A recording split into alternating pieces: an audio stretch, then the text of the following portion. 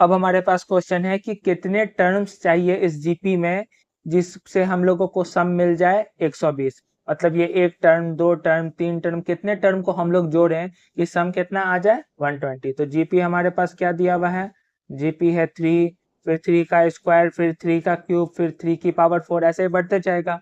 और सम बता दिया है, जोड़ने पर आना चाहिए 120, एसएन बता दिया है 120। ठीक है, हम लोगों को एन की वैल्यू बतानी है।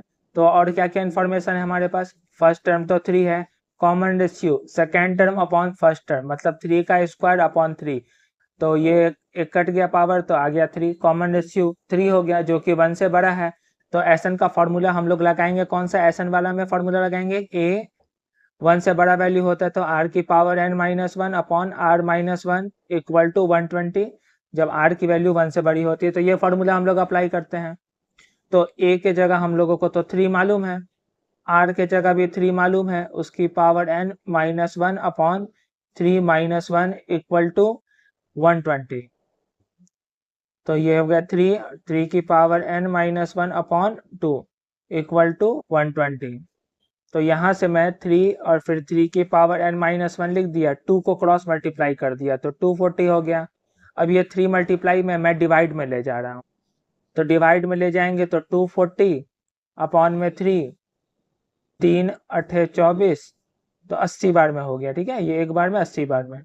तो 3 की पावर n की वैल्यू 80 और ये माइनस वन उधर जाएगा तो प्लस वन, तो 3 की पावर n इक्वल टू 81।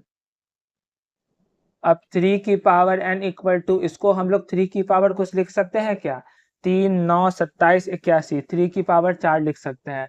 तो अगर हम लोग दोनों तरफ कंपेयर करें तो n की वैल्यू क्या मिल गई 4। तो हम लोग कह सकते हैं 4 टर्म को जोड़ने पर कितना आएगा 120। चाहे तो हम लोग रफ में चेक भी कर सकते हैं कि ये सही कि गलत है। तो पहला टर्म 3 है, दूसरा टर्म 3 का स्क्वायर है, तीसरा टर्म 3 का क्यूब और चौथा टर्म होगा 3 की पावर 4। 4 टर्म को जोड़ने पर 120 आता है क्या, तो 3 और ये हो गया 9, ये हो गया 27, ये हो गया 81। 81 और 9 जोड़ने पे 90, 90 और 20 जोड़ने पर 110 और 7 117 और 3 जोड़ने पर 120। तो बिल्कुल सही है हमारा आंसर। तो ये हो गया हमारा answer. Thank you for watching.